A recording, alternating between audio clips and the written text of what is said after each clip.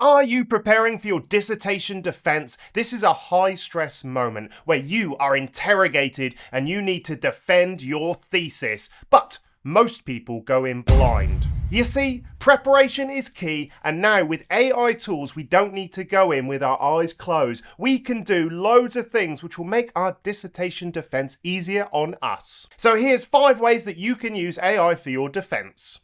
The first thing that really freaks people out about their dissertation defense is the fact that there's some crusty old academics there looking at you, trying to find holes in your research. But the good thing is they have online profiles. They are often very, very predictable. They will only ask questions in their very sort of small niche of expertise because they also don't want to look silly. So we can now use AI to research all of the people on your panel so you'll know what sort of questions and expertise they're bringing to the table, and then we can prepare answers to the questions they're likely to ask. So head over to your favorite sort of like large language model and put in, I am preparing for my PhD dissertation defense. My committee members include, and then someone that you know, Dr. Christopher Gibson from Adelaide University. I love Dr. Christopher Gibson. Send him an email on my behalf saying Andy Stapleton loves you. All right then, based on their area of expertise, generate a list of 5 likely questions this panel member might ask about my dissertation. Then I put my dissertation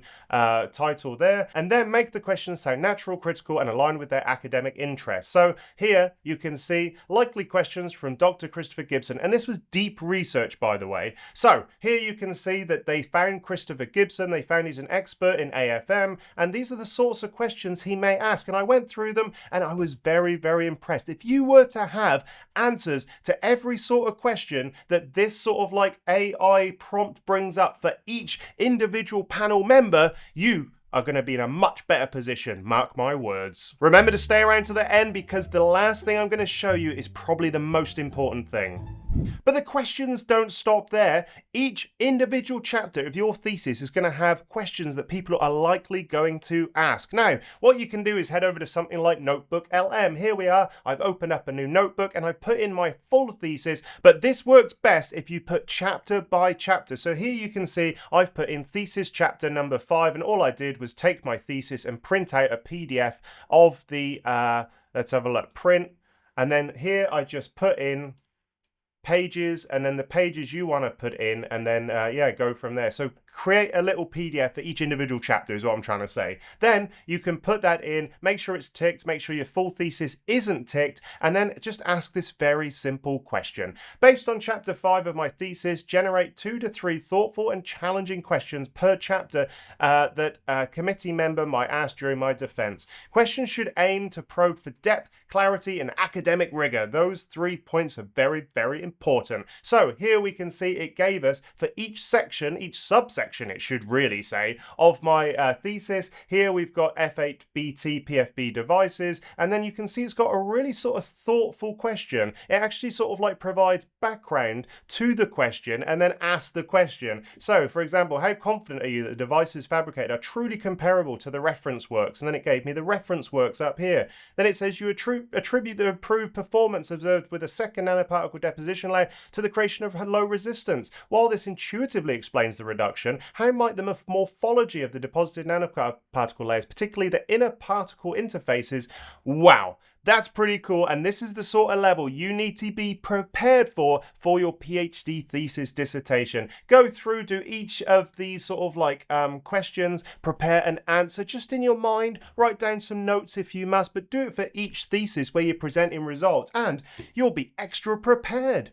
When you're doing your PhD thesis defense, you're probably going to have a PowerPoint. PowerPoint. We love PowerPoint. We love PowerPoint so much, but we sometimes love it so much that we confuse our audience with all of unnecessary information. But now using AI, we can make sure that we have all of the important information, it's not confusing, and we are putting our best foot forward in terms of the visuals that we are presenting to our panel and the people in the room. So in ChatGPT, I put in a recent presentation that I did, and then I said, please review it for clarity, logical flow, jargon overload, and visual pacing. Highlight any slides that are too dense, where transitions or signposts are weak, and suggestions to better highlight my contribution. Return your feedback in bullet points, grouped by slide number or section. You can see it's gone through and it's looked at stuff. And here we can see the results. So here we've got 2 repetitive, suggestion, consolidate these into 1 comparison table. And then we've got here structured, but if you are twice divorced, blah, blah, blah, great for humor, but consider if it distracts from the takeaway. Oh, there's a little joke in that presentation. It doesn't like jokes, apparently. Naughty me. Bam.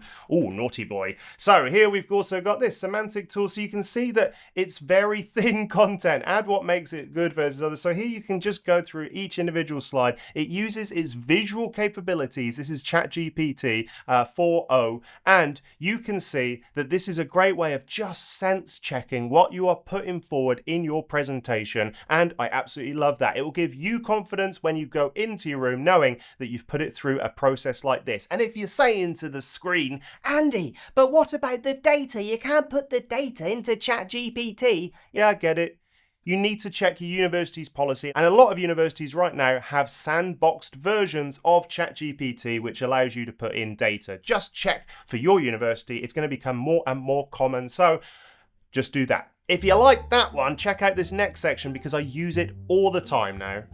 Now, I don't know about you, but whenever I present data, especially research data, there's always that little voice in the back of my head that's like, oh, Andy, this is out of date now. There's probably somewhere who's published something much better. You can now check that super easy with deep research. Here it is. I've got GenSpark this time. GenSpark, I'm really liking it at the moment. But what I've done is I've put in the main claims of my thesis, like the conclusion section, and then said, just go away, do some research, and make sure if any of this is being challenged at the moment, at least knowing that it's being challenged when you go to present your thesis, because this is the thing, is that from the moment of submission to the moment of defending, it can be many months. And in the science world, that is a very long time. So here are the main claims of my dissertation, and I put in the conclusion chapter. Pasted it in, loads and loads of text, blah, blah, blah, blah. Oh, that was a lot of text. And then down here, this is the most important bit. Search the most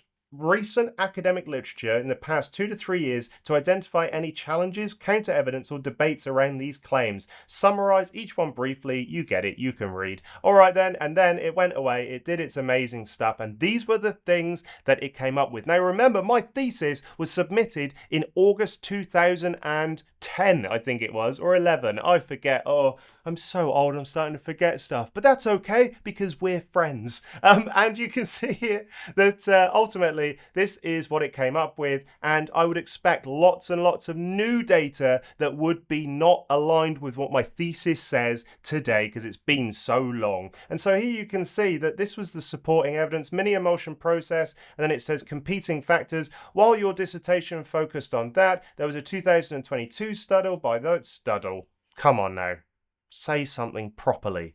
Study by those people demonstrated that all of that stuff can happen, blah, blah, blah. 2024 system with low interfacial energy. You know, it just goes on and on, finding stuff that could actually sort of like challenge the conclusions of my thesis. Knowing this going into your dissertation is a strong position because you can say to your panel, well, since the publication of my thesis, I've noticed that blah, blah, blah, or I found that blah, blah, blah, blah, blah. It gives them confidence that you know what you're talking about and you know that science and research isn't just this stationary thing that once found exists forever. It's always evolving. It's always continuing to improve and get better. But knowing what the best challenges are to your work is going to be a great thing for you. And look down here, you can see we've got a little bit of a conclusion. Love it.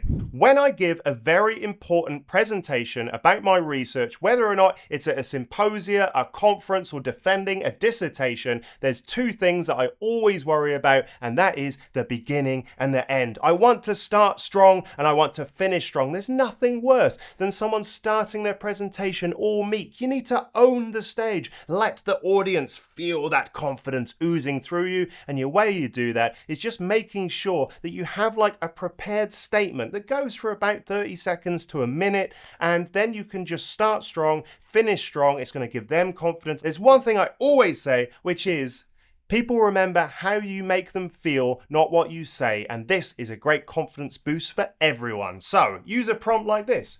help me write a strong 60-second opening and closing statement for my PhD defense. And then I put in the conclusions from my thesis, and here it should be confident, authentic, and memorable. And then I posted it in, blah, blah, blah, easy peasy, all the way down. And down here, it gives me some options. This is in Gemini 2.5, and then focus on why. So I like this. Good morning, afternoon, everyone. For years, I've been captivated. It was a little bit airy-fairy. Don't like that. Let's go to option 2.